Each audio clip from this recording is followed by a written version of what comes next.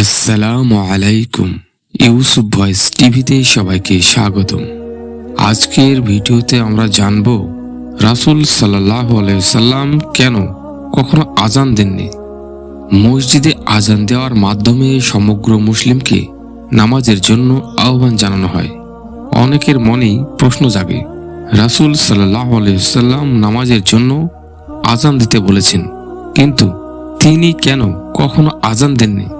চলুন জেনে নেওয়া যাক এর মূল কারণ। একদিন রাসূল সাল্লাল্লাহু আলাইহি সাল্লাম সাহাবীদেরকে বললেন, সবাইকে কিভাবে নামাজের জন্য আহ্বান করা যায়।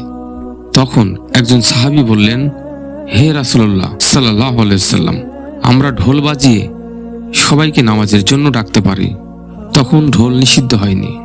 আরেকজন বললেন, হে রাসূলুল্লাহ, আগুন জ্বালিয়ে এটা করা যায়, মানুষ আগুনের ধোঁয়া দেখে বুঝবে নামাজের জন্য ডাকছে। আরেকজন বললেন, ইয়া রাসূলুল্লাহ, সিংহা ফুৎকারে সবাইকে ডাকা যায়। রাসূলুল্লাহ সাল্লাল্লাহু আলাইহি সাল্লাম এর কারো পরামর্শই পছন্দ হলো না। সবাই নিজের বাড়িতে চলে গেলেন। সেদিন রাতে যায়েদ ইবনে আব্দুল্লাহ স্বপ্নে দেখেন এক ব্যক্তি সিংহা বিক্রি করছেন। তিনি তখন ওই ব্যক্তির কাছে একটা সিংহা কিনতে চাইলেন। লোকটি জিজ্ঞেস করলেন, এটি দিয়ে আপনি কি করবেন? তখন যায়েদ ইবনে আব্দুল্লাহ বলেন, সবাইকে নামাজের জন্য ডাকবো। সিংহা বিক্রেতা তখন বললেন, আমি এমন কিছু বাক্য শিখিয়ে দেব যার দ্বারা আপনি সবাইকে নামাজের জন্য ডাকতে পারেন। তখন তিনি আজানের বাক্যগুলো বলতে লাগলেন, আল্লাহু আকবার, আল্লাহু আকবার। অতঃপর লোকটি চলে গেলেন। যায়েদ ইবনে আব্দুল্লাহ এই কথা রাসূল সাল্লাল্লাহু আলাইহি সাল্লামকে জানান। রাসূলুল্লাহ সাল্লাল্লাহু আলাইহি সাল্লাম বলেন, বেলালকে ডাকো আর সবাইকে এই বাক্যগুলো দ্বারা আহ্বান করতে বলো। বেলাল যখন আল্লাহু আকবার বলে আজান দিচ্ছিল, মনে হচ্ছিল আসমান থেকে সুর ধ্বনিত হচ্ছে। তখন হযরত ওমর রাদিয়াল্লাহু তাআলা আনহু দৌড়ে এসে বললেন, এই বাক্যগুলো আমি কাল রাতে স্বপ্নে দেখি। মানে উনি সহ আরো 14 জন সাহাবী একই স্বপ্ন দেখেন।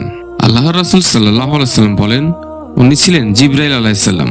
এই বাক্যগুলো আল্লাহ পাক আমাদের শিখিয়ে দিয়েছেন সালাতের আহ্বান করার জন্য। আল্লাহর রাসূল কেন কখনো আজান দেননি? আল্লাহ রাসূল সাল্লাল্লাহু আলাইহি সাল্লাম যখন কিছু করতে বলেন আমাদের জন্য, তখন তা আবশ্যক হয়ে যায়। আল্লাহ রাসূল সাল্লাল্লাহু আলাইহি সাল্লাম যদি আজান দিতেন, তবে সেখানে তিনি বলতেন, হাইয়া আলাস সালাহ, অর্থাৎ নামাজের জন্য এসো। তখন যদি কেউ এই আহ্বান শুনে মসজিদে না গিয়ে ঘরে নামাজ আদায় করে, তবে সে কবিরা গুনাহে লিপ্ত হবে। আবার আজানে বলা হয়, আশহাদু আন্না মুহাম্মাদুর রাসূলুল্লাহ, অর্থাৎ আমি সাক্ষ্য দিচ্ছি যে মুহাম্মদ সাল্লাল্লাহু আলাইহি সাল্লাম আল্লাহর রাসূল। এক্ষেত্রে উনি নিজেই নিজের সাক্ষ্য দিবেন কিভাবে?